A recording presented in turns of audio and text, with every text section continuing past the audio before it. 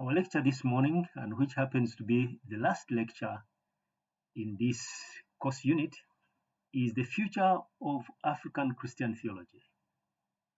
Traditionally, most of the creative theological thinking has been done in the leading intellectual centers in Europe and in the United States of America, and then imported to Africa. Today, that situation is changing due to the process of contextualization. African scholars are making major contribution to Christian theology. What African scholars are trying to do is to create a Christian theology that arises from and is accountable to African Christians.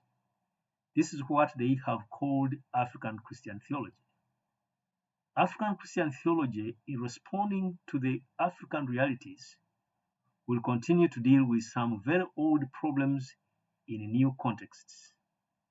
Trying to state the Christian message for new situations involves bringing together the universal norm given in Christ with the situational norm arising in the African situation.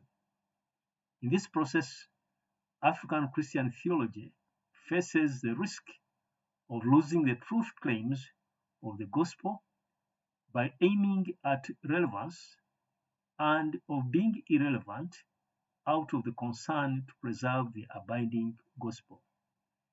African theologians daily encounter new challenges, hopes, and opportunities.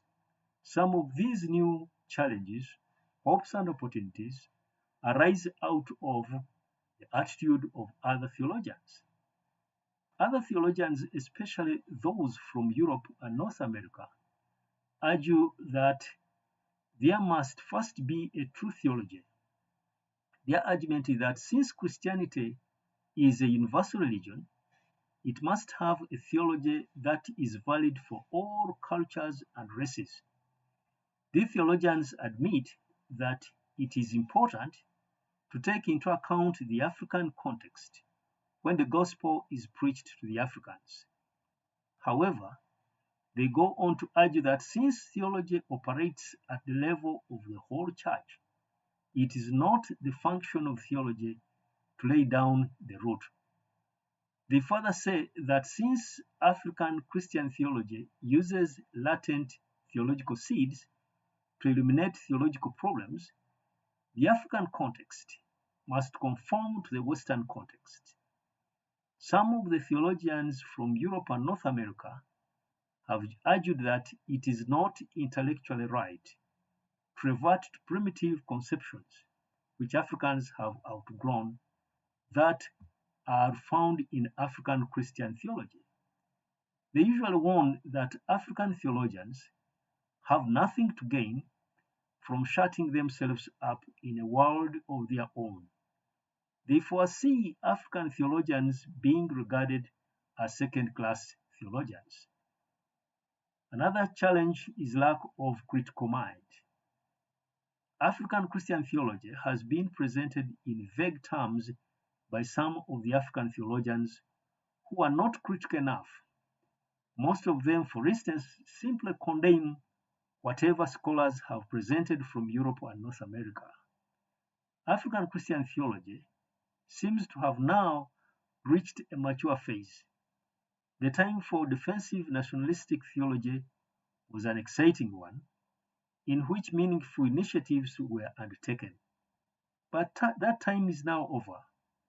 The present time demands critical and objective approach to the subject. Some African Christian theology and theologians say that African Christian theology is not as old as other forms of Christian theology. In Christendom, African scholars need to analyze critically the theological ideas that come from Europe and North America, as well as those that come from Africa. Another one is lack of thorough research. Most of the African theologians are never interested in details and eventually turn to general conclusions. African scholars need to make use of the many primary sources available. The two most important primary sources for an African theologian would be oral history and oral tradition. One of the limitations in research in African Christian theology is that the process of gathering and interpreting more recent oral history and oral tradition requires special knowledge and attention. Often African theologians feel handicapped by the poor accessibility of widely scattered archival materials and therefore opt for generalization. Another challenge is lack of African values. For African Christian theology to be meaningful, it has to take into account the basic elements of the African religion and culture. Today, many Africans no longer know their traditions because African values have been perverted and many of them are disappearing. African theologians need to look at the African values carefully, since these values, either directly or indirectly, still have great influence on many African Christians.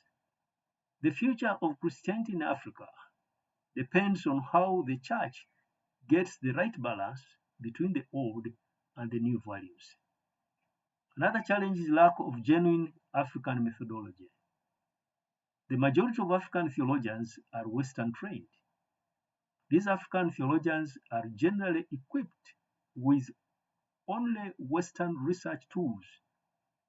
The challenge before many of the African Western trained theologians is to modify and adapt their tools to the African taste.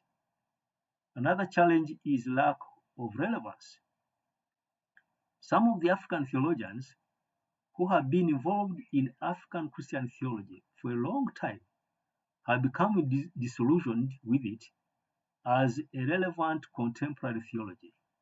They argue that African Christian theology is not generated from the aim of serving the interests of the majority of Africans, but of academicians. B. African theologians have made African Christian theology so academic that it has lost direct contact with ordinary society. C. Lecturers of African Christian theology have become an exclusive club, unable to build an organization which is not composed solely of intellectuals. D. The genuine insights that African Christian theology brings out in society are out of context in Africa. E.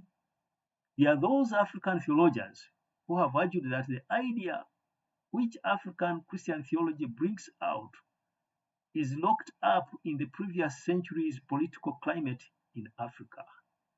F. That such a situation does not help the majority of the African theologians who would want to spend more time reflecting on the gospel in the light of the ever-changing African Christian experience.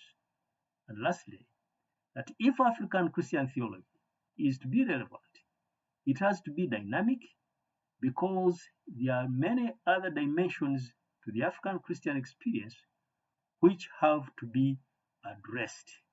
This is the end of our lecture.